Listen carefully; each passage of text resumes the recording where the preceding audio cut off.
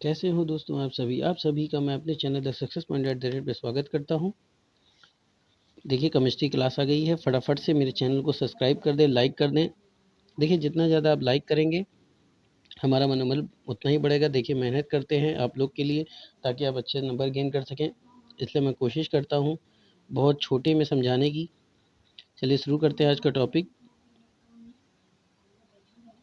चलिए देखते हैं भाप अंगार गैस क्या होती है। तो भाप अंगार गैस बच्चों ऐसी गैस होती है जिसको लाल कोयले पर हम क्या करते हैं, भाप को प्रवाहित करने से ये गैस मिलती है। और इसमें जो मुख्यतः मिश्रण कौन कौन सा होता है, ये होता है कार्बन मोनोऑक्साइड, हाइड्रोजन, नाइट्रोजन और कार्बन डाइऑक्साइड। चलिए देखते हैं इसका परसेंटेज कितना क्या क्या होता है। अगर हम हाइड्रोजन की बात करते हैं तो इसका परसेंटेज कितना होता है बच्चों, हाइड्रोजन में 51%, कार्बन मोनोऑक्साइड में आपका 41% होता है, नाइट्रोजन में 4% और कार्बन डाइऑक्साइड में 4%। आइए आगे चलते हैं। अब देखते हैं ये जल गैस के निर्माण। तो जल गैस के निर्माण के लिए क्या करते हैं, जो सफ़ेद होता है उसको सफ़ेद कोयले के ऊपर क्या करते हैं, 900 डिग्री सेल्सियस 1000 सेल्सियस का भाप को क्या करते हैं, प्रवाहित करते हैं, जिससे हमें जल गैस प्राप्त हो जाती है। और इस गैस प्राप्ति की कंडीशन में क्या होता है, जो कार्बन होता है वो जल के साथ क्रिया करती है तो क्या बनता है, कार्बन मोनोऑक्साइड और हाइड्रोजन गैस मुक्त होती है। आगे देखते हैं। इस क्रिया में ऊष्मा क्या होती है, अवशोषित होने के कारण कुछ समय बाद कोक का तापमान कम हो जाता है। कम तापमान पर निम्न अभिक्रिया होती है। कौन कौन सी, ये जो आपका कार्बन होता है जब ये हाइड्रोजन के साथ क्रिया करता है तो क्या बनता है, कार्बन डाइऑक्साइड और हाइड्रोजन बनती है। बात समझ में आ रही है। चलिए आगे चलते हैं। फिर क्या करते हैं, ये जो बढ़ती हुई क्रिया है अगर इसको रोकना हो तो इस क्रिया को रोकने के लिए क्या करते हैं, भट्टी में भाप को पहले प्रवाहित कर दिया जाता है, फिर भाप के साथ वायु का प्रभाव दिया जाता है उसमें।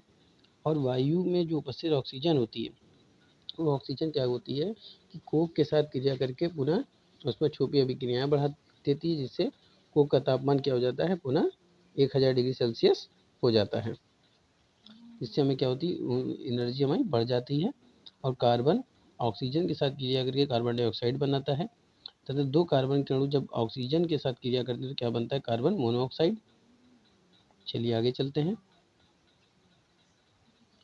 आजकल प्रयुक्त होने वाले प्लांट में जो भी प्लांट हम यूज़ करते हैं उसमें हम पहले सबसे पहले क्या करते हैं, कोयले को उच्च ताप तक यानी हाई टेम्परेचर तक क्या करते हैं, गर्म करते हैं 10 मिनट तक। उसके बाद उसमें फिर वायु प्रवाहित करते हैं, जिससे होने वाली क्रिया जो क्या हो जाती है, उसमें छेपी अभिक्रिया हो जाती है। कोयले को इच्छित ताप तक गर्म करके फिर उसके ऊपर क्या करते हैं, भाप प्रवाहित करते हैं। फिर भाप अंगार गैस को पाइप से क्या करते हैं, बाहर निकाल लिया जाता है। आइए समझते हैं। देखिए ये आपका एक डायग्राम है वाटर गैस का।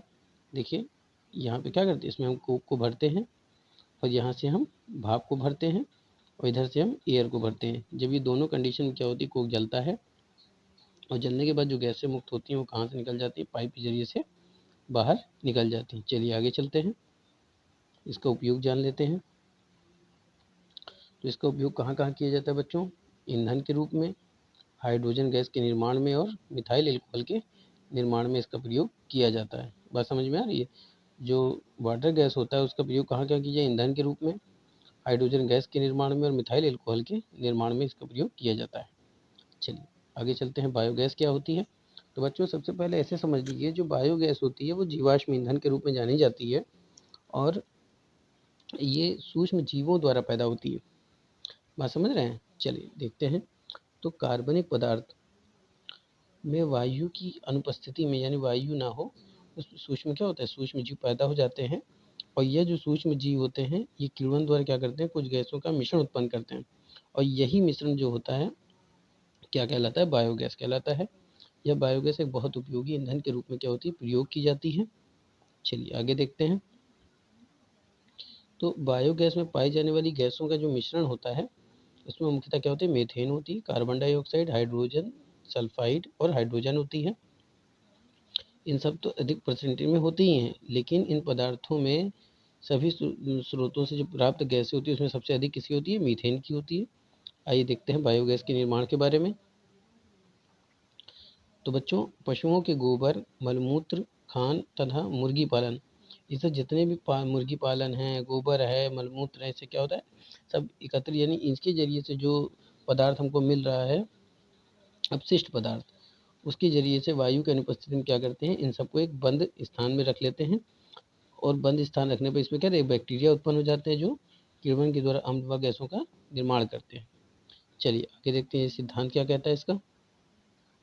तो सबसे पहले हम क्या करते हैं, बैक्टीरिया कार्बोहाइड्रेट को वसा तथा प्रोटीन से एनरोबिक या अवनी श्वसन के द्वारा एसिटिक अम्ल, जो बैक्टीरिया होते हैं वो क्या करते हैं, कार्बोहाइड्रेट, वसा और प्रोटीनों से क्या करते हैं, एनरोबिक श्वसन के द्वारा एसिटिक अम्ल, प्रोपियोनिक अम्ल, ब्यूट्रिक अम्ल इत्यादि अम्ल उत्पन्न करते हैं। बात समझ में आ रही है। उसके बाद फिर देखिए, ये जो कार्बनिक पदार्थ जो बन रहा है वो सब क्या होता है, बैक्टीरिया से क्रिया करेगा और क्या बनाएगा, अम्ल। अम्ल में कौन बनेगा, कार्बन डाइऑक्साइड और जल बनेगा। चलिए आगे चलते हैं। देखिए इस प्रकार प्राप्त मिश्रण में क्या होता है, सेलरी, ठीक है। अब प्रक्रिया के दूसरे चरण में क्या होता है, कोशिकीय एंजाइमों की उपस्थिति में, यानी जो कोशिकीय यानी गोबर के जो एंजाइम होते हैं वो बैक्टीरिया लोग विभिन्न गैसों जैसे मीथेन और कार्बन डाइऑक्साइड इत्यादि में बदल देते हैं। यानी कि जो उसमें बैक्टीरिया होता है वो, और जो उसमें एंजाइम होते हैं वो सब क्या करते हैं, आपस में मिलकर मीथेन और कार्बन डाइऑक्साइड में बदल जाते हैं। इसके जरिए से बैक्टीरिया के द्वारा। बात समझ में आ रही है। बैक्टीरिया जो होता है वो हम लोग को क्या करता है, मीथेन और कार्बन डाइऑक्साइड में बदल देता है। चलिए देखते हैं। देखिए एसिटिक अम्ल, एसिटिक अम्ल किस में बदल गया, आपका मीथेन में बदल गया, ठीक है। और यही एसिटिक अम्ल जब जल से क्रिया करता है तो आपका क्या बनता है, कार्बन डाइऑक्साइड और हाइड्रोजन बनेगी। और ये प्रोसेस क्या कहलाएगा, आपका ऑक्सीकरण। लेकिन जब अपचयन की क्रिया आती है तो कार्बन डाइऑक्साइड हाइड्रोजन से क्रिया करता है तो क्या बनता है, आपका मीथेन और हाइड्रोजन अपचयन।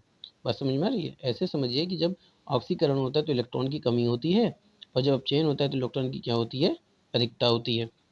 ये तो आप जानते ही हैं। चलिए आगे चलते हैं। फिर अगर हम बात करें प्रोपियोनिक अम्ल की, जब प्रोपियोनिक अम्ल जल के साथ क्रिया करता है तो क्या बनता है, मीथेन बनती है, ये भी आप जानते हैं। अगर ब्यूट्रिक अम्ल ये भी जल के साथ क्रिया करे तो क्या बनता है, मीथेन। अगर एथिल एल्कोहल अगर गर्म होगा जल के साथ क्रिया तो क्या बनेगा, मीथेन। अगर एसीटीन की बात करें तो ये भी जल के साथ क्रिया क्या बनती है, ये हमें मीथेन देती है। बात समझ में आ रही है। चलिए आगे देखते हैं इसकी निर्माण विधि व गोबर गैस संयंत्र के बारे में। तो बच्चों गोबर गैस संयंत्र, गोबर क्या होती है, गैस संयंत्र का एक महत्वपूर्ण अंग होता है। इसमें एक सेपरेटर, संप्रेक्षण या डाइजेस्टर होता है। नीचे खोदा गया गहरा गड्ढा, यानी एक गड्ढा बना करके उसको फिट किया जाता है। इसके बीच एक दीवार होती है जिसमें दो हिस्से बने होते हैं, और दोनों हिस्सों में तिरछी क्या होती है, नलिकाएं लगी होती हैं। अभी देखेंगे। और इसमें संरक्षण में क्या नलिका द्वारा भर दिया जाता है। फिर डाइजेस्टर जब भर जाता है तो अतिरिक्त सैलरी का किण्वन आरंभ हो जाता है, यानी जैसे ही उसमें गोबर आता है क्या होता है, क्लियर क्रिया प्रारंभ हो जाती है। बनने वाली बायोगैस एक डोम के आकार के कक्ष के रिक्त स्थान में क्या होता है, एकत्र होने लगती है। यह गैस संप्रेक्षक में उपस्थित हथेली पर दबाव डालती है, प्रयुक्त हो चुकी स्लरी को निकास नदी द्वारा बाहर निकालने के लिए बाध्य कर देती है। इसे समझिए, जो गैस संप्रेषण में उपस्थित स्लरी पर क्या करती है, दबाव डालती है। जो गैस जो बनी है वो संप्रेक्षक में उपस्थित स्लरी पर दबाव डालती है और स्लरी को यानी स्लग, ऐसे समझिए गंदगी निकास नदी द्वारा बाहर निकालने के लिए बाध्य कर देती है। गुंबद के आकार बने हुए स्थान में वायु गैस को क्या करते हैं, गैस पाइप के द्वारा बाहर निकाल लिया जाता है। अब जो सैलरी बचती है, जो उसका प्रोडक्ट बचता है गीला पदार्थ, उसको क्या कहते हैं, खाद्य के रूप में प्रयोग कर लिया जाता है। ये देखिए, आइए समझते हैं। सबसे पहले हम क्या करते हैं, देखिए यहाँ पे हम क्या करते हैं, यहाँ पे हम लेते हैं जल और यहाँ पे लेते हैं गोबर। जब जैसे ही वो लिस की यहाँ मिट्टी में आता है, बात समझ में आ रही है, तो जैसे ही यहाँ मिट्टी में आया तो अब ये क्या करेगा, यहाँ इस जरिए से निकल के क्या इस टैंक में आएगा जिसको डाइजेस्टर कहते हैं। बात समझ में आ रही है। अब ये गैस टंकी है। अब इसमें से जो मिट्टी वाला पदार्थ है ये ऊपर चला जाएगा, गैसें यहाँ पे बनने लगेंगी। आप समझ रहे हैं। ये जो गैस टंकी यहाँ क्या बनेगी, गैस बनने लगेगी, और जो पदार्थ है गीला यानी जो अपशिष्ट पदार्थ है वो इसमें से खाने के लिए भट्टी से निकलेगा और फिर उर्वरक के रूप में क्या है बाहर निकल जाएगा। और इसी को हम क्या करते हैं, खेतों में इस्तेमाल कर लेते हैं। इसी को हम क्या करते हैं, खेतों में भी इस्तेमाल कर लेते हैं। और इसी को हम क्या करते हैं, गोबर पाथने के इस्तेमाल में भी कर लिया, कंडी जिसको कहते हैं, इनमें प्रयोग कर लिया जाता है। चलिए आइए देख लेते हैं कि जो गोबर गैस होता है इसका उपयोग कहाँ कहाँ किया जाता है बच्चों। तो इसका उपयोग किया जाता है ग्रामीण क्षेत्रों में घरेलू ईंधन के रूप में, दूसरा प्रकाश प्राप्त करने के लिए किया जाता है, तीसरा पंप का इंजन चलाने में, जो पंप वाले इंजन होते हैं उनको चलाने में, डीजल पेट्रोल इंजन में किया जा सकता है। यह ईंधन के रूप में क्या करते हैं, इंजन की आयु को भी बढ़ा देता है। तो बच्चों मैं ये उम्मीद कर रहा हूँ कि आप अच्छे से पढ़ रहे हैं, समझ रहे हैं। अगर आपको समझ में आ रहा है तो कमेंट करें, और वीडियो अच्छी लगती है तो भी कमेंट करें, बताएं कि आपको वीडियो कैसी लगी। मैं आपके मैसेज का इंतज़ार करूँगा, कमेंट का इंतज़ार करूँगा। तो फटाफट से, अगर अभी तक आपने चैनल को सब्सक्राइब नहीं किया तो सब्सक्राइब कर दें, बेल आइकन ऑन कर दें ताकि नोटिफिकेशन मिलती रहे, और ज़्यादा से ज़्यादा लाइक करें, शेयर करें। देखिए मैं पूरी मेहनत करता हूँ, पूरी ये सोच के साथ मेहनत करता हूँ कि आप एक अच्छे नंबर को गेन पर कर पाएँ और मैं ज़्यादा से ज़्यादा आपको समझा पाऊँ। और देखिए बहुत छोटे से मैं उसमें समझाने की कोशिश करता हूँ, बहुत छोटे और सिंपल लैंग्वेज में। ऐसी लैंग्वेज आपको जल्दी कहीं मिलेगी नहीं। और उम्मीद करता हूँ कि आप मेरे साथ कॉर्पोरेट करके आप साथ में पढ़ेंगे, मेहनत करेंगे, अच्छे नंबर गेन पढ़ेंगे। यही मैं चाहता हूँ और यही मेरी दुआ है कि आप हमेशा तरक्की करें, मेहनत करते रहिए, हंसते रहिए, मुस्कुराते रहिए। चलिए खुश रहिए। उम्मीद करता हूँ कि आप सब मेरी बातों को अमल करेंगे, मेहनत करेंगे। चलिए तब तक के लिए थैंक यू क्लास, कल मिलते हैं नए टॉपिक के साथ।